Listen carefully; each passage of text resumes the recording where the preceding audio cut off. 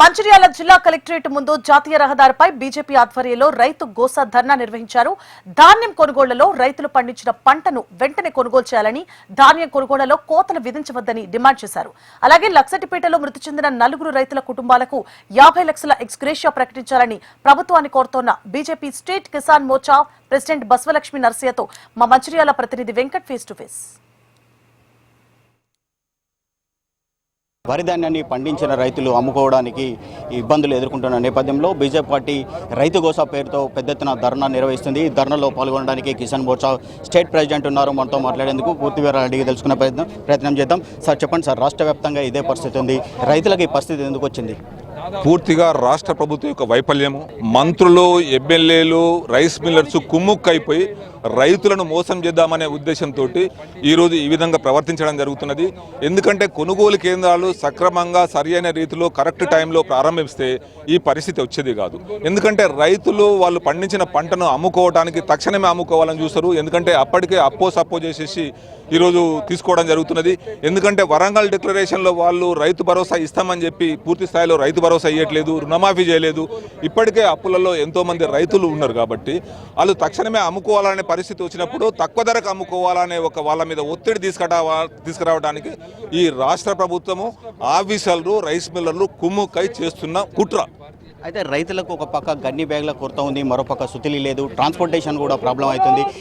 ఈ నేపథ్యంలో వాళ్ళకు ట్రాన్స్పోర్ట్ కావడానికి టైం పడుతుంది కాబట్టి రైతులు కళ్ళాల వద్ద పడిగాపులు కావాల్సి వస్తుంది. చాలా రోజుల పాటు రైతులు కళ్ళాల వద్ద ఉండడం, వారి పనులు కూడా కోల్పోతున్నారు. Minimum MSP minimum support price అనేది కేంద్ర ప్రభుత్వ నిధుల ద్వారా ధాన్యానికి, మక్కలకు, జొన్నలకు, పప్పు దినుసులకు, పత్తికి, అన్నిటికీ ఇట్లా 23 పంటలకు రైతు బాగుండాలి, రైతు దేశానికి వెన్నుముక లాంటి వాడు, రైతు బాగుంటేనే దేశం బాగుంటుందనే ఒక ఆలోచనతోటి గౌరవ ప్రధానమంత్రి నరేంద్ర మోదీ గారు 23 పంటలకు ఎంఎస్పీ ఇవ్వడం జరుగుతున్నది. అందులో భాగంగా ఇక్కడ రాష్ట్ర ప్రభుత్వ బాధ్యత ఏంటంటే కొనుగోలు కేంద్రాలు ఓపెన్ చేసేసి కొనుగోలు చేయాల్సిన బాధ్యత రాష్ట్ర ప్రభుత్వంది.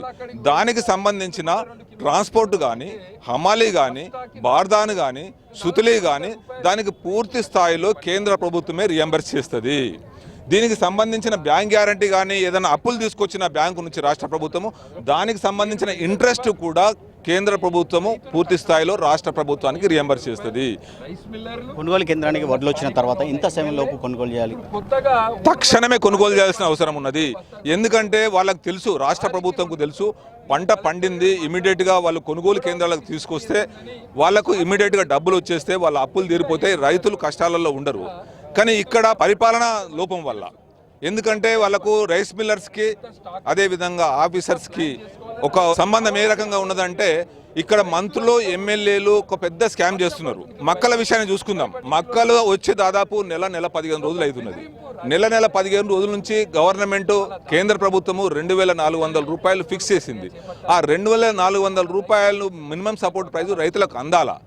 కానీ రైతులు దాదాపు నెల 15 రోజుల నుంచి మక్కల్ని కొనుగోలు కేంద్రాల్లో తీసుకొచ్చేసేసి కుప్పలు పోసుకొని పడిగాపులు కాస్తున్నారు. అప్పుడే తరుగు రూపంలో దాదాపు 10%, అంటే ఒక 2-3 కిలోలు ఇక్కడ 40 కిలోల బ్యాగ్ తీయడం జరుగుతున్నది. అదేవిధంగా రైస్ మిల్లుకు, గోదాముకు పోయిన తర్వాత 2-3 కిలోలు తీయడం జరుగుతున్నది. ఈ విధంగా 10-12% తరుగు రూపంలో రైతులకు నష్టం చేయడం జరుగుతున్నది. కాబట్టి రైతులకు నష్టం జరగొద్దు అనుకుంటే తక్షణమే కొనుగోలు చేయాల్సిన అవసరం ఉండే. ఆ విధంగా చెయ్యకుండా ఇది ఒక పెద్ద స్కాము. దీనిలో కోట్ల రూపాయలు ఎమ్మెల్యేలు, మంత్రులు, అదేవిధంగా రైస్ మిల్లర్స్ సంపాదించాలనే ఒక ఆలోచనతోటే ఈ విధంగా కుట్రపూరితంగా అమాయకులైన రైతులను మోసం చేయడం జరుగుతున్నది. అయితే కొనుగోలు జాప్యం జరగడం నిన్న చూసాం. మన 4 రైతులు వర్షానికి తర్పాలిన్ కవర్లు కప్పడానికి వెళ్ళి చనిపోవడం జరిగింది. దీన్ని మీరు ఎలా చూస్తారు? ఇది పూర్తి స్థాయిలో ఒక లక్షట్పేటలోనే కాదు, నగరేకల్లో కూడా మన రైతు హార్ట్ అటాక్తో చనిపోవడం జరుగుతుంది. ఎందుకంటే వీళ్లకు సరి అయిన వసతులు కల్పించలే, పడుకోవడానికి ప్లేస్ లేదు, షెడ్లు లేవు, తాగడానికి నీళ్లు లేవు. వాళ్ళు అది ఏదైతే పంట పండించింది తీసుకొచ్చిన తర్వాత ఆ ధాన్యాన్ని డ్రై చేద్దామంటే డ్రైయర్స్ లేవు. అంటే పూర్తి స్థాయిలో ఈ ప్రభుత్వం విఫలమైంది. కాబట్టి మేము భారతీయ జనతా పార్టీ డిమాండ్ చేస్తుంది ఏంటంటే, ఎవరైతే చనిపోయినలో వాళ్ళందరికీ కూడా ఈ ప్రభుత్వ హత్యలుగానే మేము భావిస్తున్నామో వారికి, వారి కుటుంబానికి 50 లక్షల రూపాయలు, ఒక్కొక్కరికి 50 లక్షల రూపాయలు ఎక్స్గ్రేషియా ప్రభుత్వం ఇవ్వాలని చెప్పి కూడా మేము డిమాండ్ చేయడం జరుగుతుంది. ఈ విధంగా ఏదైతే పంట నష్టం జరిగిందో వడగళ్ల వానతోటి, ఆ పంట కూడా ఎకరానికి 50,000 రూపాయల నష్టపరిహారం కూడా రైతులకు ఇవ్వాలని చెప్పి భారతీయ జనతా పార్టీ డిమాండ్ చేస్తుంది. రైతులకు ఎలాంటి ఇబ్బందులు లేకుండా కొనుగోలు చేయాలి. రైతులు ఏదైతే కళ్ళలకు తీసుకొచ్చినా వెంటనే కొనుగోలు చేయాలి. ధాన్యాన్ని ఎటువంటి కటింగ్ లేకుండా, కోత లేకుండా కొనుగోలు చేయాలి. రైతులకు వెంటనే ఖాతాల్లో కూడా డబ్బులు జమ చేయాలి. రైతులు ఇబ్బందులు పడకుండా వారి సమస్యలు పరిష్కరించాలని బీజేపీ కిసాన్ మోర్చా ప్రెసిడెంట్ చెప్తున్నటువంటి పరిస్థితి ఉంది. ఈ కెమెరా పర్సన్ సతీష్ రావు, వెంకటేశం టీవీ, మంచిర్యాల జిల్లా నుంచి.